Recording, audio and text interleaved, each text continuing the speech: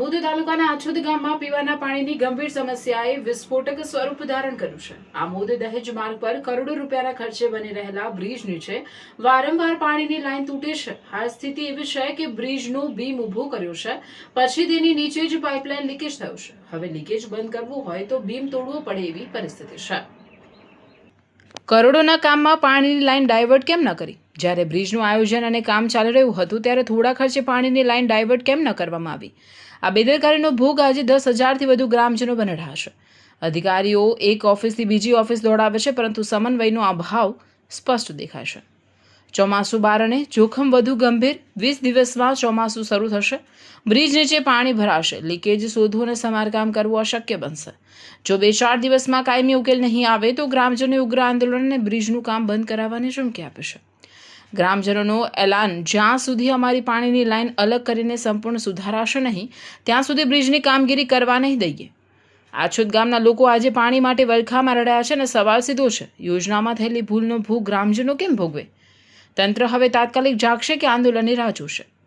Reporter Adil Khatri, Shinor સમાચાર news, Bharuch. Amod અમે અત્યારે આંદોલન કરી રહેલા છે અને સ્થળ પર મોટો પુલ કહેવાય, મોટા પુલની ખાડી, જ્યાં અમારી પાણીની પાઇપલાઇન જઈ રહેલી છે તે બ્રિજના નીચે આવી ગયેલી છે ને અત્યારે બી લીકેજ થઈ ગયેલું છે ને એ લીકેજ પંચર હાંડવું શક્ય નથી। અત્યારે એ થઈ જ નથી શકે એવું।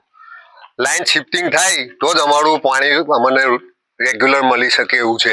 હવે આગળ આવે છે ચોમાસું, 20 દિવસ ચોમાસું દૂર છે અત્યારથી। 16 તારીખ આજે 18 તારીખ થઈ ગઈ।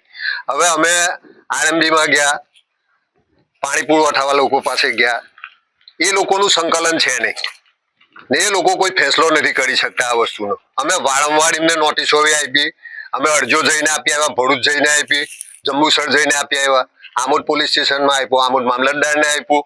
હવે આ કામ ના થાય, 20 દિવસનો ટાઈમ છે, 40 ગામોનું પાણી આ ખાડીમાં આવે છે ને એ પાણી લગભગ 8થી 10 મહિના રહે। જો વરસાદ શરૂ થઈ ગયો અને પાણી આવી ગયું તો આ શક્ય જ નથી શિફ્ટિંગનું પછી। એટલે અત્યારે એમણે તાત્કાલિક જ આ શિફ્ટિંગ કરવાનું કામ શરૂ કરે તો જ 20-25 દિવસમાં થઈ શકે આ કામ। ને જો ના કર્યું તો અમારે 10,000ની વસ્તીવાળું ગામ મીઠું પાણી મળી જ નહીં શકે અમારે। શું નામ તમારું? ઇકબાલ ઇસ્માઇલ પટેલ, તાલુકા પંચાયત સભ્ય શ્રી, નવા ચૂંટાયેલા અને વિકાસ મંડળ પ્રમુખ આછોદ। અત્યારે શું સમસ્યા છે તમારા? અમારી સમસ્યા છે, પાછલા 3 મહિનાથી આ જે બ્રિજની નીચે અમારી લાઈન ગયેલી છે, 3 મહિનાથી લાઈનો તૂટા કરે છે, એનાથી ગામ લોકો અમે બહુ પરેશાન છે। ઘડીએ લાઈન રિપેર કરવી પડે છે, ગામને પાણી પ્રેશર મળતું નથી અને આ લોકોને 3 મહિના પહેલાં અમે શિફ્ટિંગનું કીધું, એમણે આવી બી આવી કે અમે શિફ્ટિંગ કરી દઈશું ઈદ પછી, આજ હવે આ લોકો શિફ્ટિંગ કરતા નથી। આરએમબીમાં ગયા તો આરએમબીવાળા એવું કહે કે પાણી પુરવઠા કરશે, પાણી પુરવઠામાં ગયા કે આરએમબી કરશે।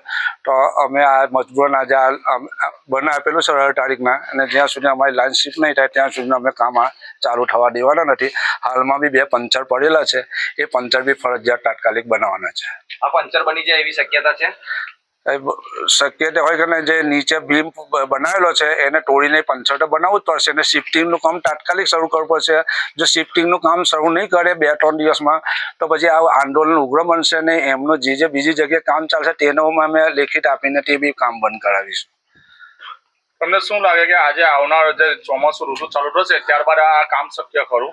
જો આ 2 દિવસમાં કામ શરૂ કરશે તો પાછલા આવતા 1 મહિનામાં શિફ્ટિંગ થઈ જવું પોઝિશન છે, પણ એ લોકો જો કામ નહીં કરવા માંગતા હોય ને અઠવાડિયા 10 દિવસ પછી કામ કરવા માંગશે તો એ મુશ્કેલ છે। એટલે પછી તકલીફ મને રહેવાની જ છે। અમને તકલીફ પડશે, એમને તકલીફ પડશે, અમે કામ ચાલુ થવા દઈશું નહીં।